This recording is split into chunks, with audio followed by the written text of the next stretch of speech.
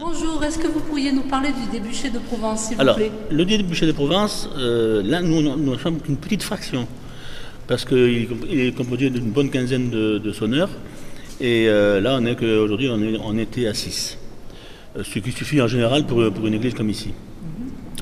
Il faut savoir donc que le siège du débuché se trouve à Salon de Provence, et il est composé de nombre de sonneurs qui viennent de droite et de gauche, souvent de loin, du Var, des Bouches-du-Rhône, de Vaucluse. Nous ici on est 4 Vauclusiens et un Gardois. Il vient du Gard à moitié chemin de Alès, donc c'est loin. Voilà, donc notre pratique, nous, c'est, contrairement à ce que les gens disent, on ne joue pas du corps de chasse, on sonne de la trompe de chasse. Cet instrument, c'est une trompe en ré, une trompe de chasse. Voilà. Et alors, on ne fait pas que de la chasse, la preuve, c'est qu'on fait du liturgique aussi. Hein, on va dans les églises, on va sonner. Alors, à propos de ça, quand on va sonner pour des sorties de chasse ou des fêtes de chiens ou tout ça, on prend un petit cachet pour nos frais de déplacement et d'assurance et tout ça qu'on a besoin dans une association. Et par contre, quand on sonne dans une église, pour une messe, c'est toujours, ou une messe ou n'importe où, c'est toujours gratuit. On le fait bénévolement. Donc, vous pouvez nous expliquer un peu en quoi consiste cet instrument, parce que finalement, on ne connaît pas, on le connaît mal. L'instrument, alors c'est un simple tube, c'est un vulgaire tube, par de là et qui va là.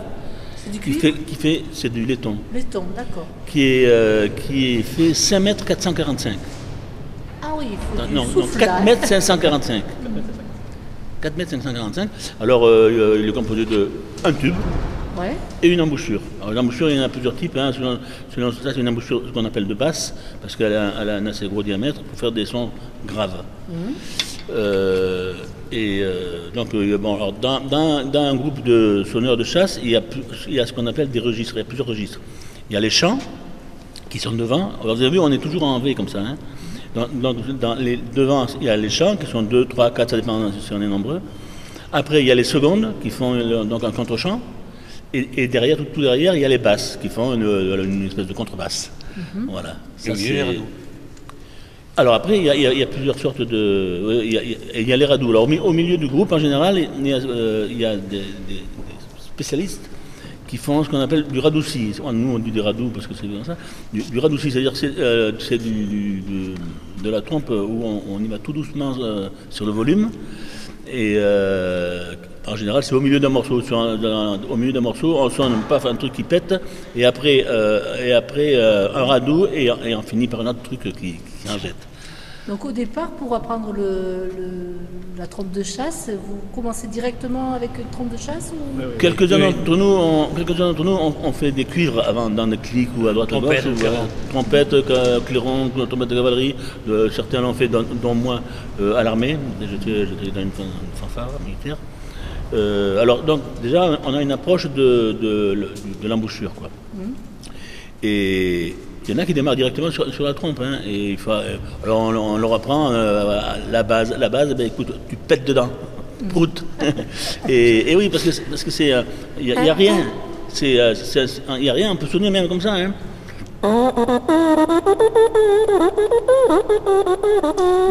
Seulement, il n'y a pas d'ampleur, quoi. Hein. Voilà. Et donc on apprend à sonner des trucs comme ça, là, directement. Au début, il y en a qui mettent des mois, je dirais même des années pour certains, pour arriver à sortir quelque chose de présentable. Ouais.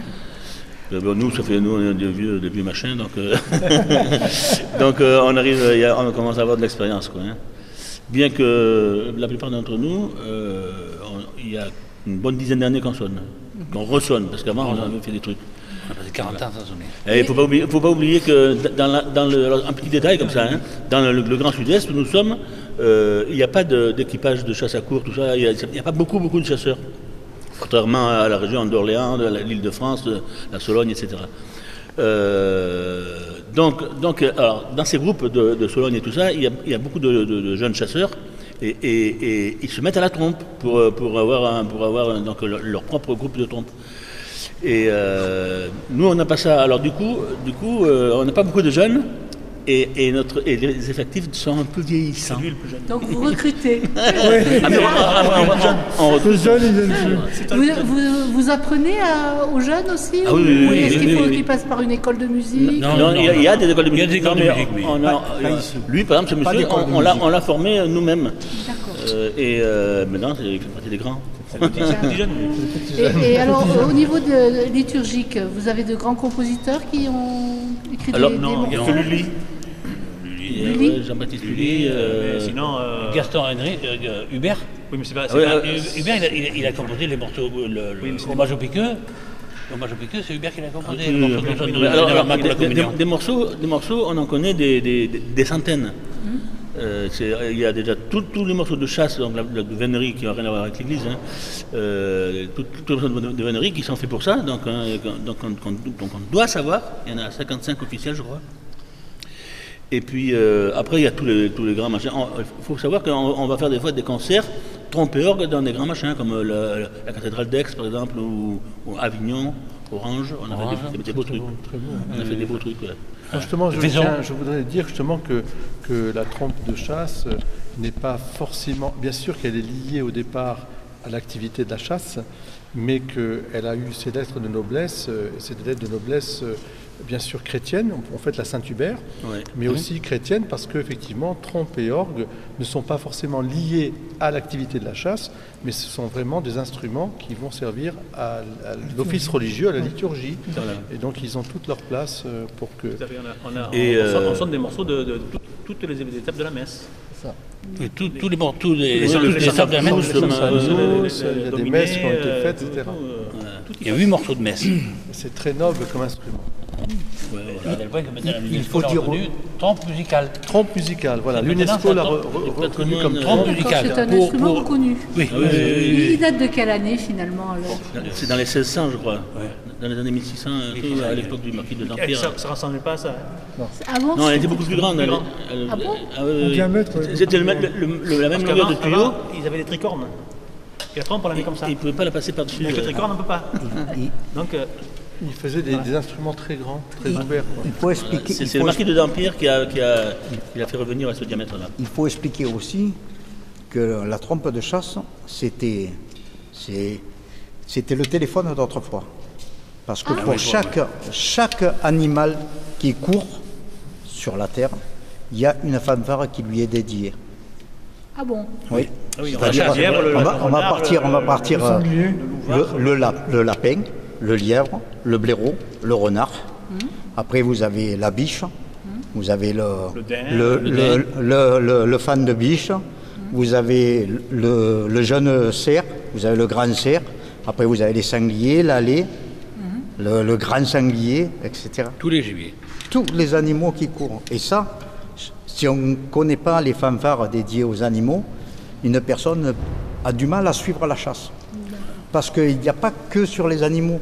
Vous avez aussi, dans les fanfares, je dirais les commandements, c'est-à-dire quand la chasse passe d'un bois à l'autre, si elle traverse un étang, si elle traverse, admettons, une route, un chemin de fer, etc., etc., etc.